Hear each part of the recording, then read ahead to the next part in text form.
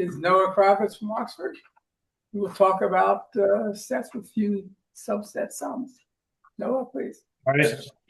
Yeah, thanks, Mel, for the introduction. And thanks to everyone who's uh, coming in person or tuning in online. I know it's very early in the morning.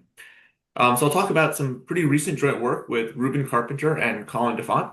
We're pictured here. So Colin, I guess, should be a known quantity. He's at Harvard University, although not for long. You can hire him if you want. And Ruben was one of our superstar students at the Duluth undergraduate research program last summer. And so we decided to include him on this project when we started it early this calendar year.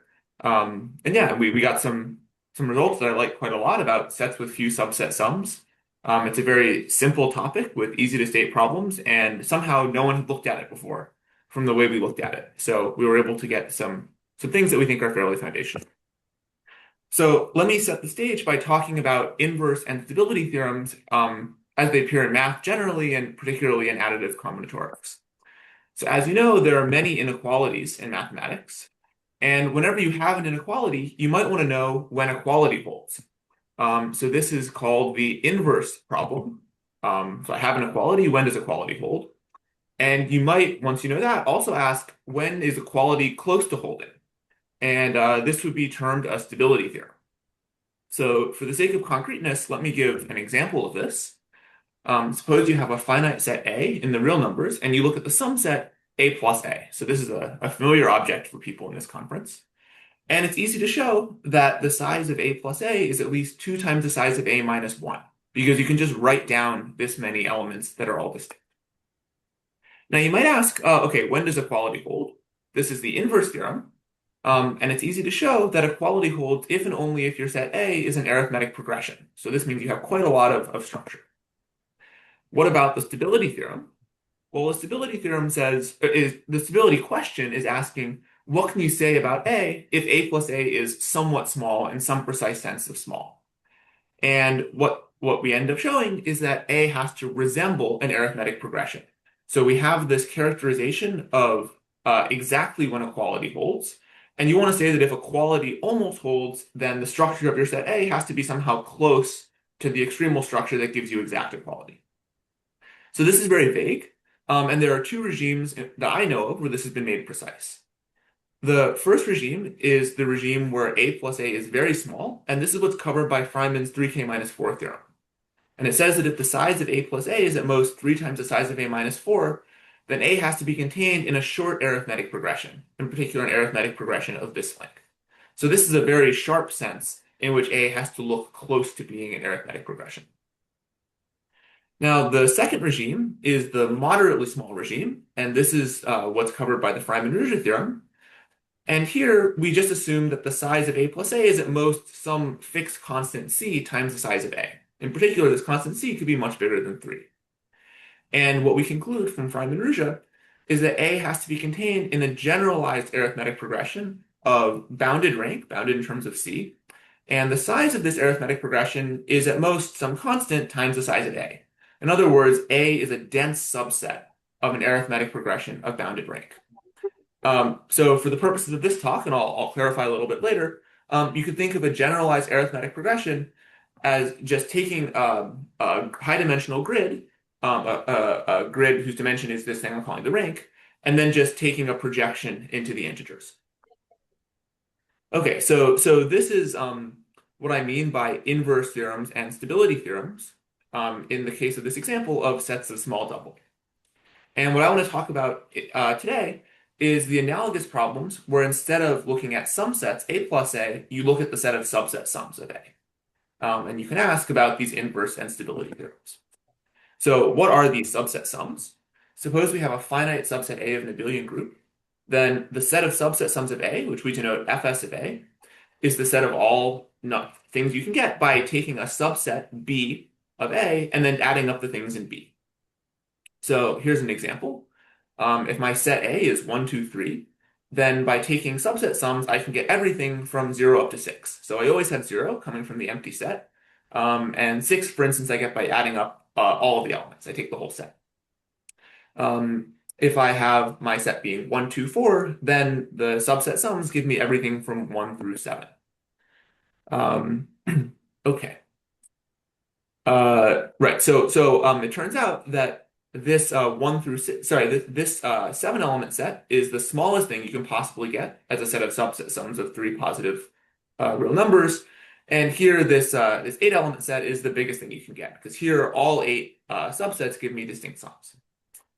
So regarding the minimum, we have this theorem of Nathanson from, I guess, over 30 years ago. And it says, suppose we have an n element set of positive reals, then the number of subset sums is at least n plus 1 choose 2, all plus 1. So that's what we saw here in this case of n equals 3. And moreover, he solved the inverse problem, which is characterizing when equality holds.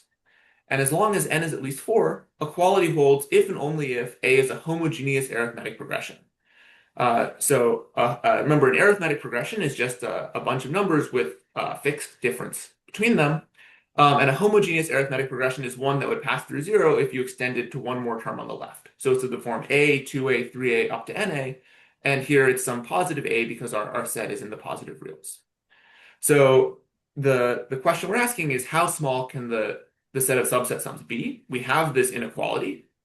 And the inverse theorem is solved by Mel 30 plus years ago. So our question is the stability question. We want to know what is the structure of n element sets of positive reals with somewhat close to this minimum possible number of subset sums. And you'll recall from the previous slide that when we were talking about sum sets, there were two different regimes coming from this Freiman 3k minus 4 theorem and from the Freiman-Ruscha theorem. And similarly, we'll have two different regimes. One regime where the set of subset sums number of subset sums is very, very close to the minimum, and then one where it's within a constant factor of the minimum. Okay, so let me start with the first regime because it's a little bit simpler. So here's our theorem. So suppose we have some m, which is between 0 and n minus 4. And we want to know, suppose we have a set A of positive reals, and the number of distinct subset sums is within m of the minimum possible. So you'll remember if I delete this m, this quantity here is the minimum possible number of subset sums for an n element set of positive reals. So we want to know when is it the case that we're within m of this minimum. And we show that this occurs if and only if the following holds. There's some positive a such that after you dilate your set by a inverse, you're living in the positive integers. And then when you sum up those positive integers, you get at most n plus 1 choose 2 plus m. So one direction of this is very simple, that the latter condition implies the former, and the hard work is showing that the former implies the latter. Okay, so before I show that, let me just say why the backwards implication is easy. So dilating a set by some little a doesn't change the number of subset sums, so just suppose that little a is 1. So now we have a set of positive integers, and they sum to at most n plus 1 choose 2 plus m. Well, then all the subset sums are also non-negative integers of size at most this, and so the number of such subset sums is at most the number of integers between 0 and this quantity, which is this quantity plus 1. So the backwards direction is easy, and the forwards direction is what's hard. So there is a precise sense in which this implies that your set A has to resemble a homogeneous arithmetic progression. It says that after you do this rescaling, your set A contains a fairly long initial segment of this homogeneous arithmetic progression, and is contained in a homogeneous arithmetic progression, or otherwise an interval, which is just a little bit longer. I'll also mention that we have this funny looking constraint that this parameter m has to be at most n minus 4, and this is in fact optimal. Once you allow m to be n minus 3 or bigger, there start to be examples of sets A that satisfy this inequality but don't have the structure down here. So you can start to sort of poke more holes, and your subset sums will not actually fill in the whole interval from 0 up to the maximum. Okay, the other thing to note is that the m equals 0 case recovers Nathanson's theorem because this is just saying that you have the minimum possible number of subset sums. So I won't give the whole proof, but I'll say the idea in 2 lines. So the first thing you do is we'll write the elements of A from smallest to largest as little a1 through little an. And then what we're going to do is we're going to look at the subset sums you can get using only the first I elements of my set A, and I'll compare it to the subset sums you can get using the first I minus 1 elements. So any subset sum you can get using the first I minus 1 elements, you can also get using the first I elements. And then we say, well, let's look at what further subset sums we can get by allowing ourselves to use this little a sub I. And we can look at how many new subset sums we get at each step. And by analyzing this very carefully, we're able to extract some structure of these numbers, little a1 through little ai. And this is the way we go. So it's sort of an inductive argument. Okay, so that was more the warm-up. Now I want to turn to the main result, which is what happens when you're in the regime of moderately few subset sums. So the previous slide you should think of as being analogous to Feynman's 3k minus 4 theorem, and this slide you should think of as being analogous to the Feynman-Ruja theorem. So here's our main result. So let's fix a positive constant c, and let's look at an n-element set A of positive reals. Now, suppose that the number of subset sums of A is at most c times n squared. Remember, the minimum possible number of subset sums was around n squared over 2. So this is a large constant times the minimum possible. Then what we conclude is that you can decompose your set A into two parts, A1 and A2, where A2 is sort of a junk set of constant size, constant bounded in terms of c. And the main part is your set A1, and this is your structured part. So again, this looks like it lives in some dilated copy of the positive integers. And after I rescale down to remove the dilate, then the sum of the elements is at most on the order of n squared. So this is saying that your set A basically has to look like it consists of small positive integers. So it looks like it's living more or less in a short homogeneous arithmetic progression, which of course is our structure from our inverse theorem. No, Okay. believe it or not, it goes through Saturday. Wow, do they all just take the train down Philadelphia? Can we mute this person? Well, that conference doesn't start till next week. So, but Exactly. in theory, I think a bunch of No. people are sort of here. There's sort of these satellite conferences, but they're like a Thanks. Right. Yes, so this is our main result, and this is our main structure theorem, and it provides this analog. You should compare this with Feynman-Ruja. So I guess since we're kind of stopped anyhow, this would be a good time to pause for questions if there are any. Okay, so hearing none, let me make a few remarks. So the conclusion of this theorem is tight up to the values of the implicit constants. So if I take in general a set A1, which lives in, say, the positive integers, and its sum is the sum of the elements is at most on the order of n squared, and then I take some additional set A2 of constant size, and I take their union, then the number of subset sums will also be on the order of n squared. So up to the dependences of these implicit constants here on C, this theorem is an if and only if. So if you go forwards and backwards, you only lose, you just degrade constants. And it turns out we actually know the optimal value of the second constant, this bound on the size of A2. It's taken to be the floor of 2c minus 1. But it's more the qualitative statement that's of interest. Okay. So you might ask, why are we looking at constant times n squared? So this is within constant of the minimum, and you really cannot hope for any such clean statement once the number of subset sums grows asymptotically faster than n squared. So once you allow yourself to be anything bigger than n squared, we have examples of very strange looking sets that have a small number of subset sums, like n to the 2.01 subset sums. And I'll mention this again at the end. So further motivation for looking at this particular problem comes from Littlewood-Offord theory. So the setup of Littlewood-Offord theory is that you fix a set A, and then you take a uniformly random subset B, and you take the sum of the elements in B. So we fix A, we take random B, say that the sum is S, and this is some random variable. And so Littlewood-Offord theory is asking, what is the structure of A if this variable S has some large point probability? So this was sort of started by Tao and Vu, and a typical result says that if there is some y such that the probability of S equaling y is only polynomially small in n, then A has to be structured in the sense that most of it, all but say a polynomially small part, must be contained in a generalized arithmetic progression of bounded rank and only polynomial size. So of course, if we have a set of size n, then there's 2 to the n subsets. And in general, we could have up to 2 to the n subset sums, and these point probabilities could be exponentially small. And the regime that's covered by Littlewood-Offord theory is when it's only polynomially small. So that's sort of what's going on here. And I'll note that the rank here is somewhat big. I think it's not known that you can get something here that looks like an if and only if.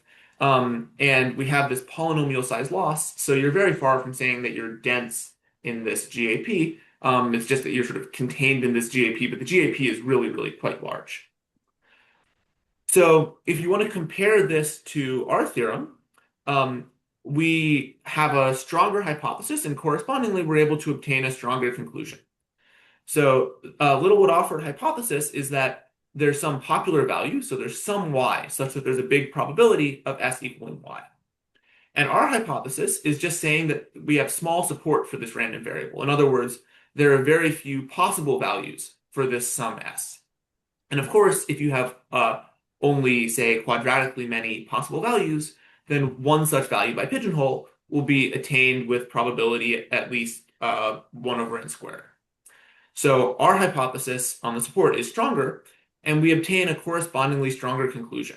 So Tao and Vu get that most of their set A is contained in a GAP, but it's a big rank and big size. And we're able to get a homogeneous arithmetic progression. So the rank is 1. We get that it's homogeneous, and our size constraint is optimal up to constants. So it's sort of a parallel universe to this Littlewood-Offord stuff, where if you assume a little bit more, you can get a lot more out. Okay. So in the last 10 minutes or so, I want to say a few words about the proof strategy, although I won't say much about the proof itself. So what's the proof strategy? Suppose that we have a set A of size n with at most quadratically many subset sums. The first step is that we'll pigeonhole, and we'll find a large subset A prime, say of size at least half the elements, with bounded doubling. And this is just by saying for each I, we're gonna list the elements of A, and we'll look at how many subset sums we can get using only the first I elements in our list, and we'll just increase I from 1 to n and sort of look at when we get only a fairly small number of new subset sums at a step, and then we'll isolate that and get our A prime. Okay, so now we have a set of bounded doubling. What do you know how to do with this? The only thing I know how to do is apply Freiman-Ruijsen. So this tells us that our set A prime is a dense subset of a GAP of bounded rank. So this gives us a generalized arithmetic progression Q. Let's say the rank is R. This depends only on C.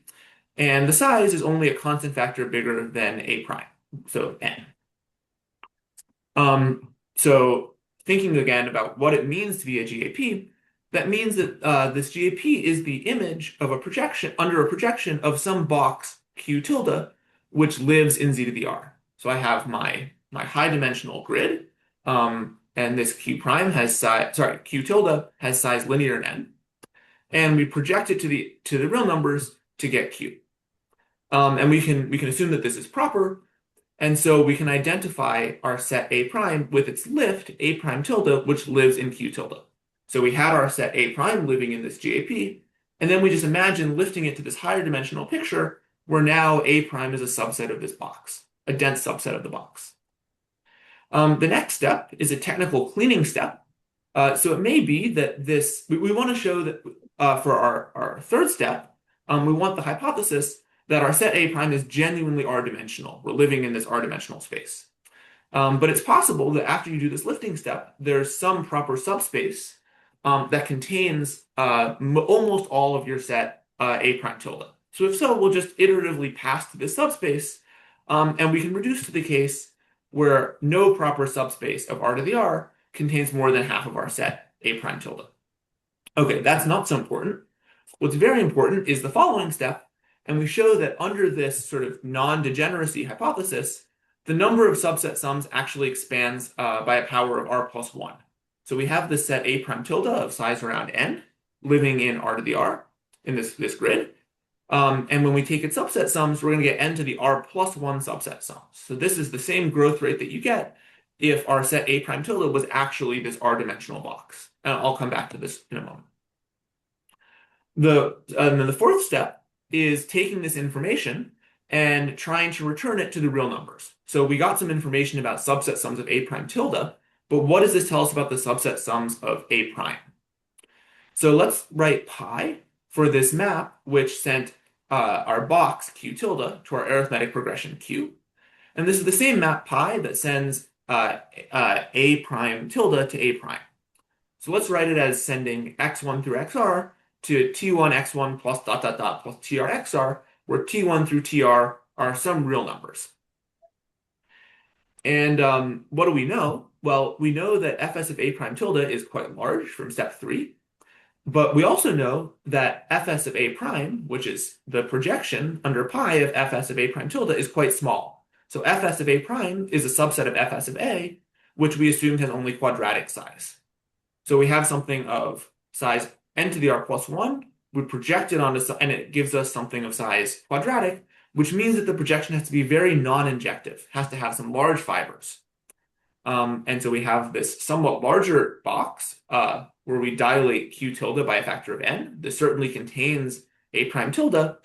And we know that if you look at the projection map on this larger box, it has some very large fibers. And I'd say the key step of the proof is deducing from this that all of these coefficients, t1 through tr, have to be small integer multiples of a single real number t. And this is exactly what forces A prime to live in a short homogeneous arithmetic progression. And this is really, as I said, the heart of the proof. And the last step is sort of cleanup. So we had our set A, we found a large subset A prime, which lives in a short homogeneous arithmetic progression. And what we want is to know that all of A lives in a short homogeneous arithmetic progression. So we note that the set of subset sums of A is the set of subset sums of A prime plus the set of subset sums of A without A prime. Because for every subset of A, you can look at the part in A prime and the part outside A prime. And the way you should think of this is saying that this is the union over elements of fs of A without A prime of the translate of fs of A prime by that element. And we know that fs of A prime has size at least quadratically large. And so we can't contain very many disjoint translates of fs of A prime in fs of A. In other words, all the translates of fs of A prime by these other guys have to be very overlapping.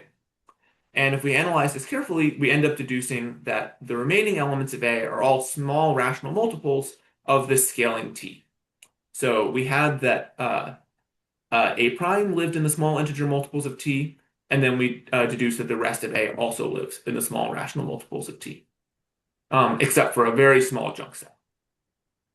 Okay, so let me take the last couple minutes and just say a little bit about the proof.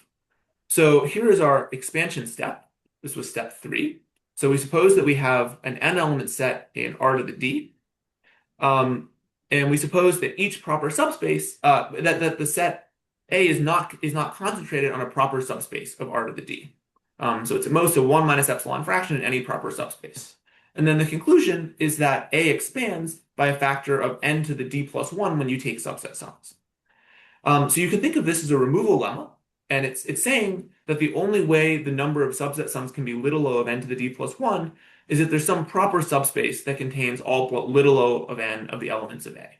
So that's a soft analysis way of saying what's written up here. So as I mentioned, if you take a dense subset of a box, this gives many examples of genuinely d-dimensional sets that have only n to the d plus 1 subset sums. So this is really the sharp growth rate for anything that's genuinely d-dimensional. So the proof idea is just that we iteratively remove pairs of elements from A and look at how many subset sums we've removed. And one of the key ingredients is Unger's slope theorem. And we use this together with some double counting to find elements A and B, such that if you remove A and B from big A and you project onto the orthogonal complement of A minus B, then you still get something which is robustly d minus 1 dimensional in the sense that there's no proper subspace that contains almost all of the set. And then we induct. So we say, let's compare the number of subset sums of A to the number of subset sums of A where we've removed these two elements A and B. So we get these subset sums. And then we get a bunch more subset sums coming from the things that use A exactly A minus B. So instead of having the elements A and B, we can just throw out one of them and look at only the subset sums containing A or B. And this is the same as looking at subset sums of A, remove A and B, but then add A minus B. And so whenever you have, so the number of new subset sums you get, if we allow this summand A minus B, is the number of arithmetic progressions of difference A minus B that you need in order to cover this set of subset sums. And this is lower bounded by the size of the projection. And so we get this handy inequality here. And the second term is lower bounded by n to the d by induction on our dimension. And then we can just iterate this procedure a linear number of times, and that gives us our n to the d plus 1 lower bound. Now, the next key step is this rank reduction step, but I think in the interest of time, I'm going to skip that, and I'll just mention that there are a few remaining open problems. So the first thing requires, it pertains to the first result I mentioned, where you're very close to the minimum possible number of subset sums. So we handled the case where you're within n minus 4 of the minimum possible number of subset sums. And once you're a little bit further from that, it seems much harder. So suppose we have some u that's greater than or equal to -3. Can you characterize the n element sets A of positive reals that are within n plus u of having the minimum possible number of subset sums? So for fixed value of u, I think this should be doable, but the question is sort of how far up you can push it and still get a nice structural result. The next question is very vague. This was asking up to what threshold for the number of subset sums must your set A look like a homogeneous arithmetic progression? And when do you get so many subset sums that suddenly more structures are possible? So as a sort of more concrete version of this, what can you say about the sets A where the number of subset sums is at most n to the 2.01 or n cubed? So here I would expect that higher rank generalized arithmetic progressions will enter the picture. So this basically comes from the expansion step I showed before. If you have a generalized arithmetic progression of rank R, then you expect the number of subset sums to be around n to the R plus 1. So when we had a homogeneous arithmetic progression, that's something of rank 1, and that's why we got quadratically many subset sums. So once you're allowing, say, n cubed subset sums, I would imagine that your set A has to look like some combination of homogeneous arithmetic progressions and homogeneous generalized arithmetic progressions of rank 2, up to a small jump set. And when you have, say, n to the 2.01 subset sums, I would expect that most of your set should have to look like a homogeneous arithmetic progression, that is something of rank 1, but maybe you can have polynomial size exceptions coming from this 0.01 that look like garbage or like higher rank GAPs. And again, of course, in this cubic regime, you could again have some small exceptional sets that give you garbage. So I think that this problem is much more difficult, but it's also quite appealing.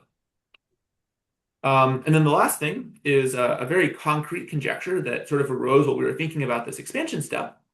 And what we think seems true is that if you have an n-element set in R3, such that all 3 element subsets of A are linearly independent or are bases, then the number of subset sums is at least on the order of n to the 5th. So we can prove n to the 4th. We have an upper bound construction that gives n to the 5th, and we think that should be optimal. So this is kind of curious, and we'd very much like to know the answer. And with that, that's all I have to say. So thank you for listening. Thank you.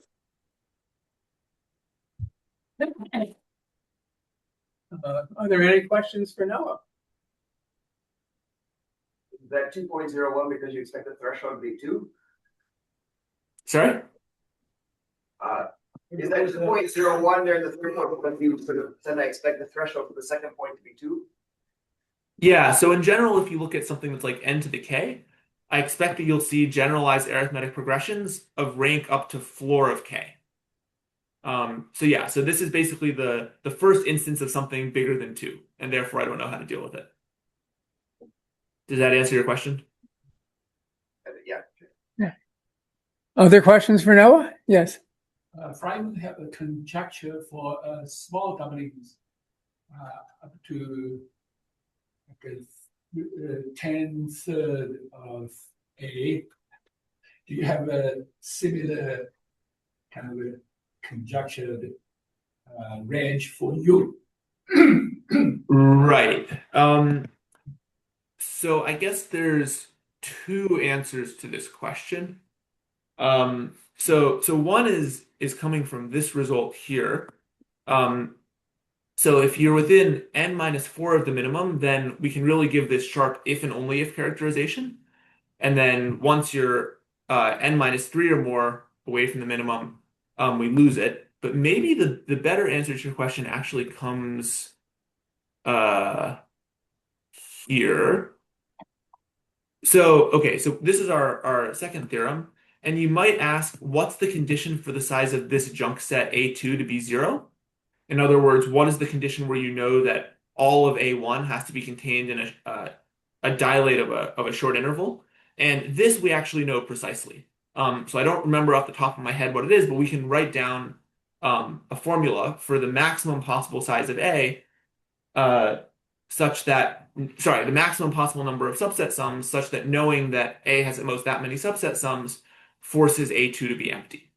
So this happens around n squared, I think it's n squared minus n over 2 plus a constant.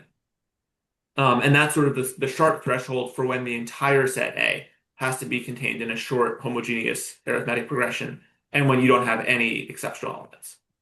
So that's some analog of Freiman, I think. I mean, it's not quite the same because this 10/3, I think, is just as far as he can frame a conjecture.